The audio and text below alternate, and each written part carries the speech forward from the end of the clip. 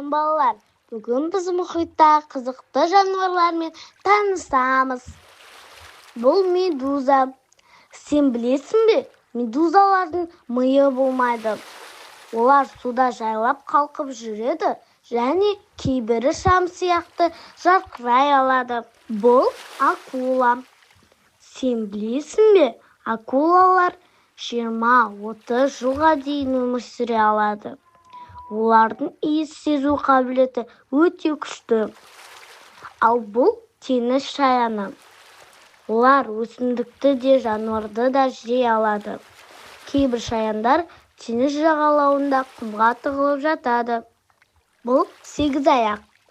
Сен білесің бе, сегізаяқтар жасыруын үшін түсін өзгерте алады. Олар өте ақылды және тез қозғалады. Бұл теңіз жұлдызы. Теңіз жұлдыздары тұщы суда өмір сүре алмайды. Кейбір теңіз жұлдыздары жоғалған қолын қайта өсіре алады. Бұл суретте скат.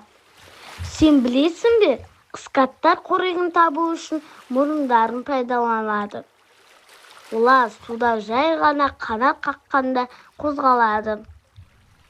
Бұл омар. Сен білесің бе, омарлардың көру қабілеті өте әлсіз, бірақ олардың қысқыштары өте күшті болады. Ал бұл дельфин. Дельфиндердің 2 асқазаны бар. Олар өте достық мінезді және бір-бірімен дыбыс арқылы сөйлеседі. Бұл теңіз ата балығы. Сен білесің бе, олар жүзгенде құйрықтарын бір-біріне байлап жүреді. Ол түк күйінде жүзетін жалғыз балықтардың бірі. Бұл морж. Сен білесің бе, морждардың ұзын азу тістері болады. Олар мұздың үстінде демалып жатқанды жақсы көреді. Бұл суретте кит.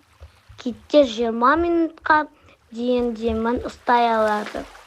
Кит әлемдегі ең үлкен жануарлар болып саналады. Ал сен ең сүйікті мұхит жануарыңды қайсы? Тағы қандай теңіз жануарларын білесің? Келесі кездескенше сау бол, біздің арнаға жазылуды ұмытпа.